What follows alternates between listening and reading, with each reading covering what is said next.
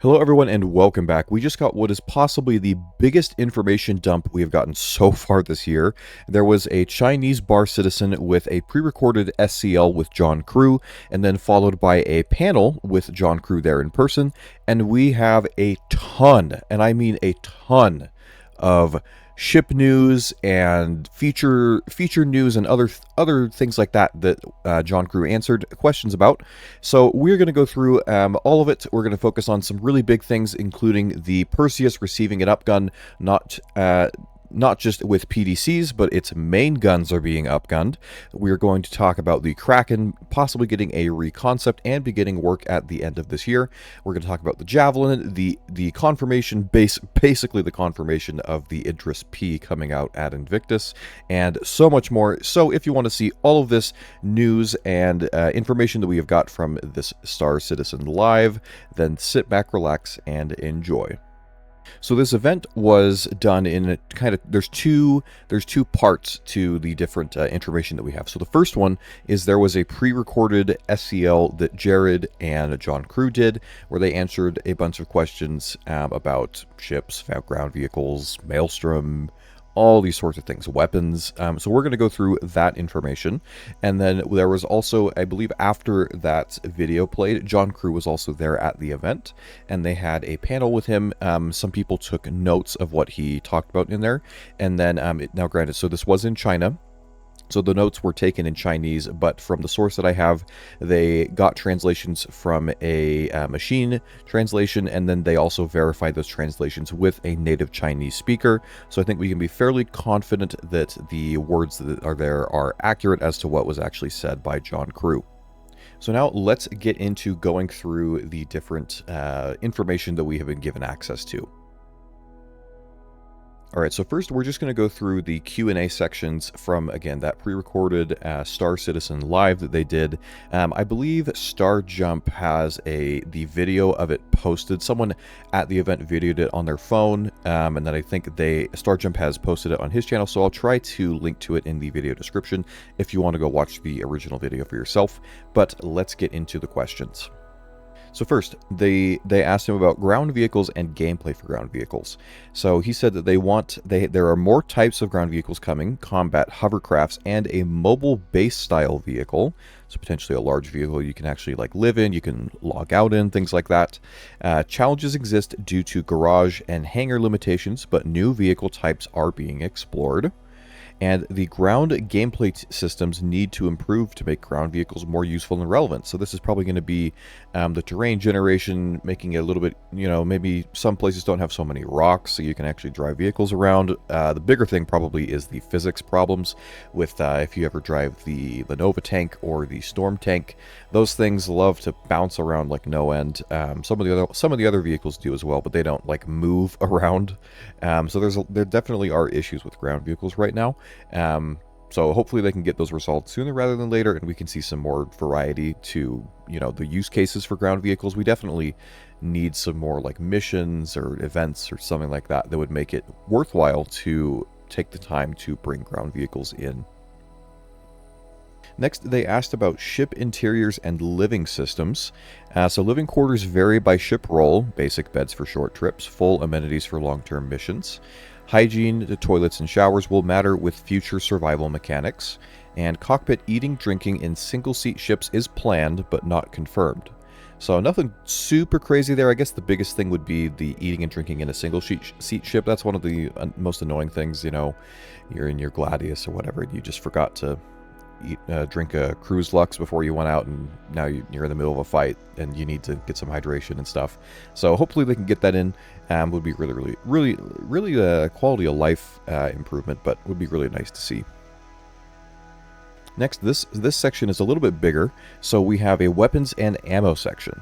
So new weapon types, e.g. bolt weapons or maybe beam weapons, I think, are going to be slowly entering the PU from Squadron 42. No entirely new archetypes yet, but beam weapons are still a long-term goal. especially for big ships. So like the Idris-K, you know, that has a beam weapon. There might be other ones as well. And then ballistic weapons will get reloadable magazines with support for manual and internal ship-based reloading. So this summary here doesn't fully explain what John Crewe talked about, but basically he made it sound like probably on fighters and small ships like that, there will be magazines attached to the gun that can be swapped out externally for a new magazine. But for larger ships, like he used an example of the Hammerhead, those are a little bit too big to go around and change all the magazines on those guns. So he said that there's going to be some sort of internal loading mechanism, probably near the cargo area, and you'll be able to internally feed ammo into the ship system. So there'll be probably a little bit of hand wavium to do with that. But that is how you'll reload ballistic ammo on larger ships. Now, who knows how soon it'll be before we get this. I personally would love it if we get it when the Perseus comes out, but we will have to see. So really, really looking forward to that. Next, we have ship systems and UI. Remote door/ramp control via mobiGlas is planned, but not soon, so that'll be a big feature once we get that. And missile hardpoints will start supporting alternative payloads soon. I believe in the video he also mentioned that this would be starting at Invictus. This is supported by some, again, there's been data mines of new bomb racks, or potentially there's just additional compatibility with missile racks for holding various bombs and ordnance like that. I've seen in Urkel, it shows you can equip a bomb rack to a Gladius and then put a bomb on there. We can't buy the bomb racks yet, or they aren't in yet. But it is a possibility, so we should see that with Invictus. Next, they talked about, Jared asked him about marine seats and dropships, and he said marine/drop seats already help with G-forces, but features will expand, and dropships are underused due to the lack of durability and incentives. I will say that's true, and they're also a lot more expensive than any other ships, like looking at you, Valkyrie. Way too expensive for what it is. So, I don't know, there's probably some things they can do to make dropships more viable, but at least at the moment, you know, they're not really that useful, so not a super big section there. Let's move on to the next one. Next, we have ship design and iterations. So ships like the Galaxy will reflect Zeus-inspired aesthetics, but differ from military designs like the Polaris. John Crewe mentioned that this was because, you know, the Galaxy is a civilian ship, and so is the Zeus, so it'll share aesthetics like that, whereas the Polaris and the Perseus share the kind of military RSI aesthetic because they are both military ships. And then older ships like the Caterpillar and Reclaimer may be reimagined, but not fully rebuilt unless necessary. They might need fully rebuilt, to be honest, but those ships definitely need a serious rework of pretty much everything. So it's good to see that they're at least, you know, admitting that they do need that work.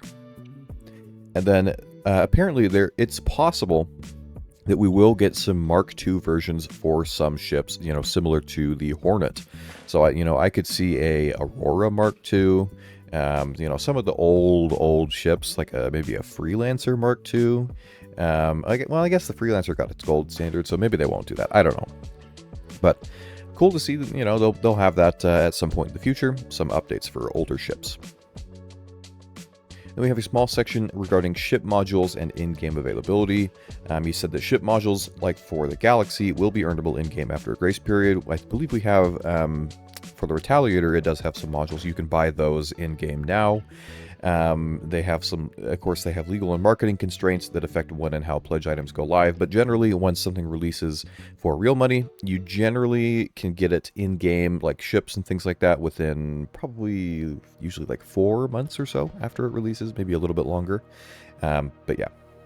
Next, we have a bit of a bigger point. We have, he talked about the Maelstrom damage system. So he said the Maelstrom system, dynamic damage and breakage from Squadron 42 is 70% complete. Now, specifically in the summary, it doesn't say it. He said 70% complete for the ships in Squadron. So that's not a ton of ships that are in the PU overall, so there's definitely a lot more work to be done. Although he did say they do have some new tools now that make it a lot easier. They can almost just press a button and it just changes over the damage model for them, and they don't have, then they just have to just kind of go touch up little things, you know, to make sure it looks nice. But it seems like it's a lot easier to implement that. So it will come to the PU at some point, you know, we don't know Exactly when that'll be, maybe after Squadron, we'll have to see. The focus is on key ships first, allowing more physical realism in combat damage. I'm really looking forward to it. You know, we'll be able to do away with ship HP and all that sort of stuff, and then hopefully that'll make armor a lot more, you know, useful. So you're on like a Perseus, you really can't be taken down that easily by small ships like a Gladius or things like that. So really looking forward to when we get that. Next, we have ship weight and performance. Squadron uses material-based physics weight, Maelstrom. In Star Citizen, it's still done via a designer spreadsheet method, but will eventually shift to physics-driven weight. That'll be the Maelstrom system. Cargo affects ship's handling, especially external cargo like the hull and the raft. I have noticed that before when I have flown a fully loaded hull C. That thing does not move, and I guess when you finally get it to start moving, it does not stop moving. So that'll be a good thing to see coming to more ships in the future. And then future features like jerk and control surface physics will further impact flight mechanics. I know that we had seen that they have been doing some work on that in the monthly report, so we'll have to see. Maybe we get those sometime this year. Maybe it's, you know, maybe it's further work they're doing for Squadron polish. We'll just have to see. Next, we have capital ship balancing. The Polaris and other capital ships rebalance to be slower and heavier. John Crewe had said they were afraid when they released it of making it too slow, so they erred on the side of caution, gave it a little bit extra agility, but then they said, I think, you know, that's a bit too much. So now they have tuned it down to where it needs to be. They've slowed down all the other capital ships to be a lot slower, a lot heavier. Players should expect them to behave like massive, lumbering vessels and not agile fighters, so you need to be prepared to fly them differently than you would if you were in a fighter. And NPC capitals, the Idris and the Javelin, will also follow this updated behavior. Alright, we're getting to the last couple ones here. We have the live development strategy for this year. 2025 focus is performance, stability, and Squadron 42 polish. And the monthly patch cadence for them enables fast iteration on balance and systems. So I do really like the monthly patches. You know, we're getting nice content, we're getting lots of changes. It's really fun for me. I really enjoy all the new stuff we get to try out and all those sorts of things. And then lastly, we have an unexpected ship reveal from John Crewe. So he mentioned a new ship that he did say is coming out this year by name. It is called the RSI Meteor. And he teased it as punching above its weight, which, you know, like, I swear, like every single ship, that's what they say it does, is it punches above its weight. But, so I don't know what it's going to be. Maybe that'll be the Mantis-based heavy fighter, possibly. Maybe it's something else, but some new ship from Robert Space Industries called the RSI Meteor will be coming some point later this year. And then last, there was another Reddit post of someone that made a few notes from this presentation. I'll just go over a couple of them here that are not in this little summary I showed you. So the big one is that the concept of the Kraken is being reconsidered and in pre-production phase at the end of 2025. So I think that's really all John Crewe said on it, but he did mention, just that mention, that I doubt it'll need a full reconcept, but I think there's some areas on the Kraken that could be changed, like the Dragonfly Bay. For a long time, I think a lot of people have said that doesn't really make any sense. I think it needs the addition of a medical bay as well. They've said that they're going to give it a med bay. There might be some other improvements they want to make to the layout of the ship, so I would expect to see that maybe showcased at CitizenCon, maybe IAE, but it sounds like that ship will be going into pre-production at the end of this year. So I don't think I think the earliest, again, with that information, I'd say the earliest we'd probably see it would be IAE 2027. I think 2 years is pretty typical. Maybe if we're lucky, we'd get it at Invictus 2027. But I think it'll still be a while for the Kraken. But now you know that it's going to be going into production fairly soon.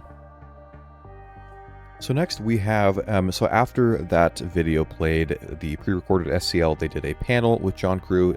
He had a bunch of questions asked. So we have notes from some people at the conference. Again, these were translated by a machine and then verified with a native Chinese speaker, so these should be fairly accurate as to what John Crewe said. And here is where we have even more incredibly interesting information, talking about the Javelin and the Perseus and the Idris basically being confirmed to release. So we're going to go through all of this information and talk about it. Let's go through it. So we just have a bunch of bullet points, so I'll just throw a few up on a time at the screen. We'll talk about it. So we'll start with all ships in the near future will be nameable. This will probably help with the change they made recently to, by default, ships just show up basically as a license plate number, and they won't show the player's name until you scan it, like in full-on scan mode. So hopefully that comes sooner rather than later, and it'll be a little bit easier to tell ships apart. Doors apparently will be strengthened to make breaches harder, because I think right now, on a lot of doors, if I've ever boarded a ship, it's, you know, maybe 1 or 2 magazines of like a P4 AR or something like that. So it is not that difficult to just break open the door and then you can't close it again or lock it. So that'll be good to see, make it a little bit difficult for boarders to do their boarding actions. And then we got news that there are going to be missions designed exclusively for capital ships in the future. Those are planned. So, you know, probably big battles, going after other, you know, enemy big capital ships, multiple capital ships probably. So that'll be really fun once we get some more capital options in the game, which I think we will be very, very soon. That'll make some interesting gameplay. Next, we have torpedoes will have a minimum range to prevent their use at close range. I think I saw something that basically they're going to add a safety range. So for a certain amount of time after the torpedo has left the vehicle, it won't be armed still. So, you know, whether that's like 100 meters, 200 meters, I don't know. So that'll make it quite difficult to try and just dumbfire torpedoes at people. So, you know, okay, you can fix that, but also just trying to use torpedoes in general when you target lock them is nearly useless, especially if they have PDCs. So I think there might be some improvements they can make there as well, hopefully. And then we have, they did mention that the Idris-M will have superior armor to the P. So when we finally get that in game, either, depending on if we have Maelstrom at that point, it'll probably have more hit points, or again, it'll just be more resistant to weapons fire that's incoming. And then turrets will receive additional buffs to make it easier to shoot small ships. However, this requires additional weapons to differentiate further between ship sizes. So I wonder if they are going to make some weapons that are just for ship turrets. I would be open to that. I also think, though, that literally all they need to do is just add a velocity like multiplier to some of these weapons, like, you know, like a 25% multiplier or a 50% multiplier that just makes the velocity faster on them, and that'll make being accurate with that turret a whole lot easier, and also increasing the max effective range of those guns as well. So, you know, it really, if they just did that, I think it would help out turrets a lot. And maybe they could do that, you know, in the short term, and then add these additional weapons in the long term as well. Next, we have the Javelin will have a resistance to smaller weapon sizes, with size 5 and up having a normal impact, size 4 having a reduced impact, while anything below that will have no hope. So this is something that I think we're going to have this sort of effect on things other than the Javelin. Like the Idris, the other big capital ships like the Polaris should have this to a degree. You know, maybe the Polaris, you step it down to size 4s have a normal impact, size 3 has reduced, and anything below that just does nothing. And then I think the Idris should probably have a similar thing to what the Javelin has described here.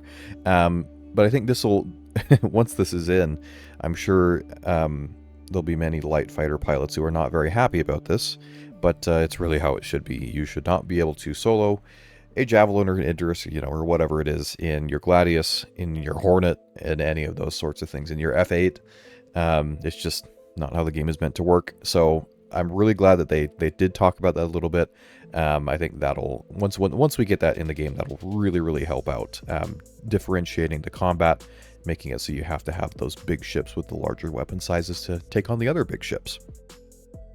And then capital ship shields will be able to regenerate despite incoming damage as long as the attacking ship or ship's weaponry are below a certain threshold of weapon size.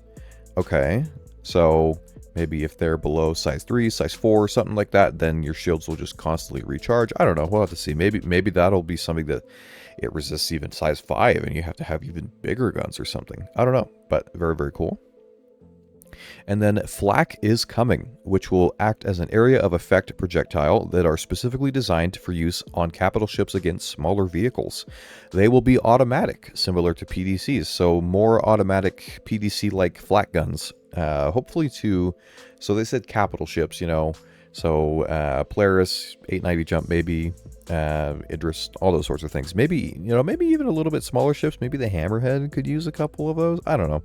But really cool to see that those are coming soon. Next, we have a confirmation that additional game packages are still planned to represent an additional character/NPC. I think this is like I think I saw something that said this basically is talking about your game package will have one of the things you get with it is a slot for an NPC crewman, I think is what they meant. That's still a little bit confusing, but I'm pretty sure that's what they were talking about. Then after the avionics blades, so the new flight blades that we're getting at Invictus, will come AI blades. They didn't say how soon though, so I wouldn't bank on them coming anytime soon. But we know that they are slowly coming down the pipeline. And then they mentioned that this is worded, at first this was worded a little bit weird and I was confused, but they said the Javelin itself will not have an enclosed hangar to park in. At first I was like, wait, they're getting rid of the hangar on the Javelin, but I just read it wrong. It's just, there's no hangar big enough for the Javelin to park in. Of course, it doesn't even have landing gear, so you can't really park it in one anyways. So the Javelin will just be a ship that only docks, just like the Hull C when it's has cargo on it. So nothing too crazy there. Next we have PDCs will continue to shoot at attacking spacecraft. Okay, nothing. I'm not complaining on that. In the future, crimes will eventually result in UEE retaliation, all the way up to Javelin level responses. Very interesting. So that's more, the reputation system. That'll be probably something as we get closer to 1.0 that we see, but that'll be really cool. You commit enough crimes, you get a Javelin coming after you. So that'll be really fun.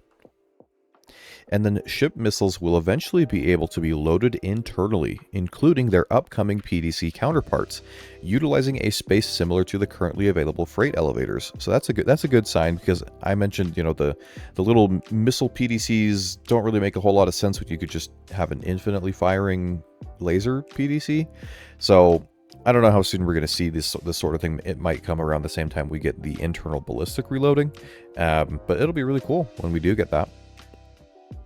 And then we have a big thing here on the Javelin. So the eventual release of the player Javelin will be fully armed, including its 2 size 10 main guns. So that is on the top and bottom of the Javelin. They're on a track that comes up from behind the engine cluster. In the squadron demo, we saw that those guns had 2 barrels each.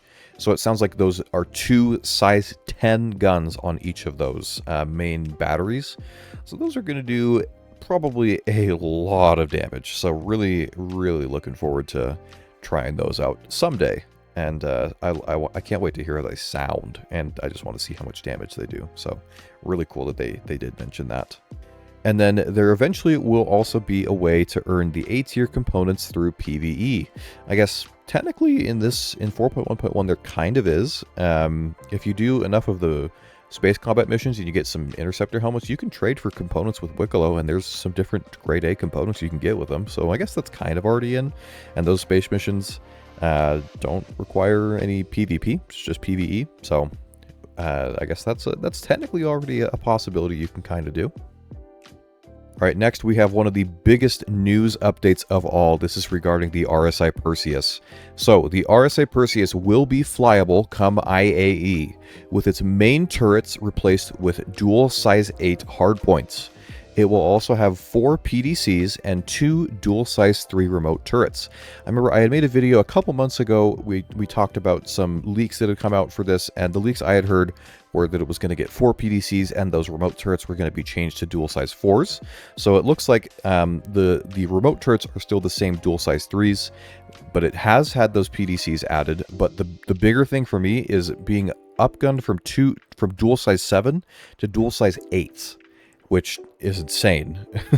Now, I love the Perseus so much already, and I think it's just it's going to be so much better now, even with this. The only other thing I want is for it to get at least one more size 3 shield. I think it needs 3 size 3 shields. Either that or they need to beef up size 3 shields considerably.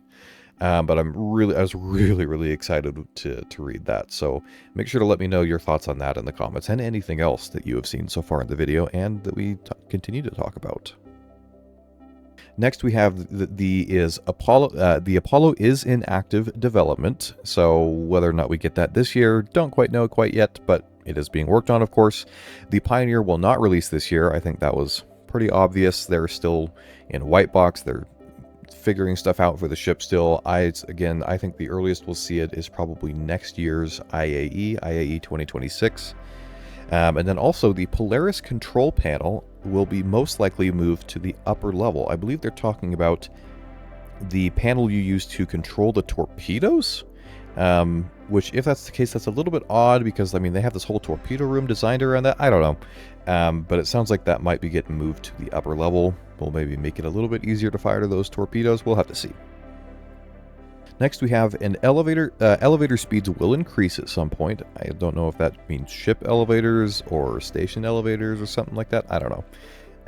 A Consolidated Outlands medium-sized ship was confirmed. I bet this is probably one of the ones we saw in the CitizenCon silhouette video that some people had said looks like it had some hints of Consolidated Outlands design language in it.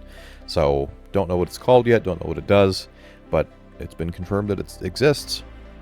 And then we have a big piece of news here. So, a larger than a Javelin battleship is being worked on in the future.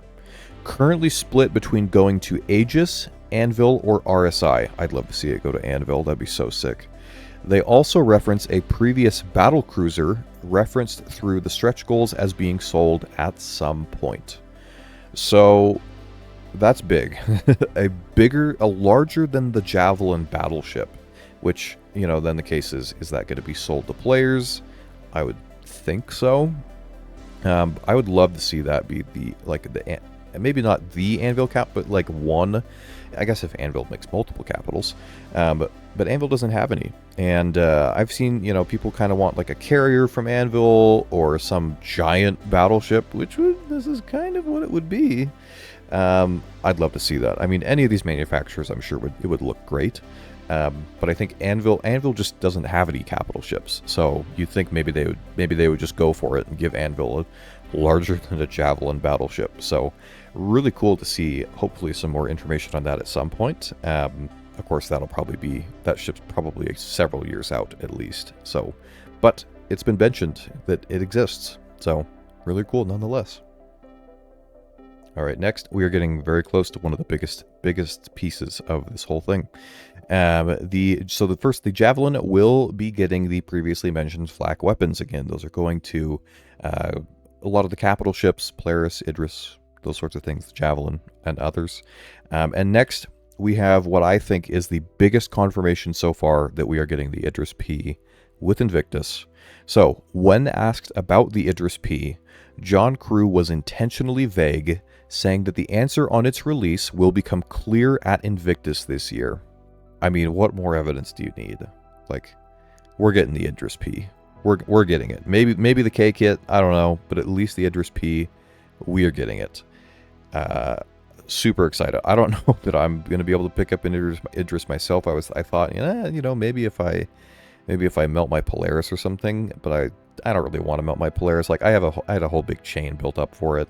So, it's not even worth the $975 unless they make it so you can CCU upgrade to the Idris-P when it goes flight ready. And I could just upgrade my Idris to it, then maybe, or if I could upgrade my Polaris to it, then maybe I would do it. But, yeah, I don't know. I don't know if I'll be getting one of those. We'll have to see. And then he did answer on the updated Idris model that we saw in the Squadron 42 prologue. So he said the updated Idris model will not come until Squadron 42 releases properly. However, they note the differences are minor internally. Now, we knew that the most differences are by far on the external side of the ship. It's almost a complete overhaul of the external artwork. All the panel lines, all that stuff looks way better, way nicer, way cleaner. So it looks like we will be getting it at some point, just not until Squadron 42 releases. So maybe that's what they're holding back now, is you get the new styled Idris with Squadron. So I don't know. Really looking forward to it. There's just so much good stuff here. All right, now we're down to the last couple of things. We have the Nautilus is out of date mechanically and isn't worth thinking about right now, so I wouldn't be surprised if that gets a reconcept whenever they go to start to work on it. I'm not super familiar with the Nautilus. I know that it's a mine layer. I know that it's supposed to have a dual size 7 turret, some other turrets and things like that. So we'll have to see once they start working on that what they change about it. Then we have the Vandal Cleaver is not going to be flyable, as it's just a cutscene in Squadron 42. I don't remember which ship that is, but you know, there's a ton of different Vandal ships in that Vandal fleet in the prologue. So it sounds like whatever the Cleaver is won't be flyable. I would not doubt, though, that some of the other ships, maybe they won't be directly flyable by us, but we will interact with them. Like in Nyx, we're supposed to get raids from Vandal. Wouldn't be surprised if we fight some of those ships during those sort of encounters, but we'll have to see.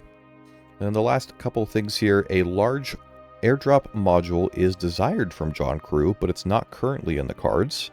A larger interceptor ship will appear. Maybe that's the RSI Meteor they mentioned. And then finally, the Javelin's torpedo can be used as a cruise missile. However, it cannot be guided. They do say that it is a maybe in the future for human-guided missiles. Okay. Well, there you go. So that is all of the information we have from this pre-recorded SCL for the Chinese bar citizen, as well as this panel afterwards answering all these different questions. A ton of new information, like just insanity levels of stuff.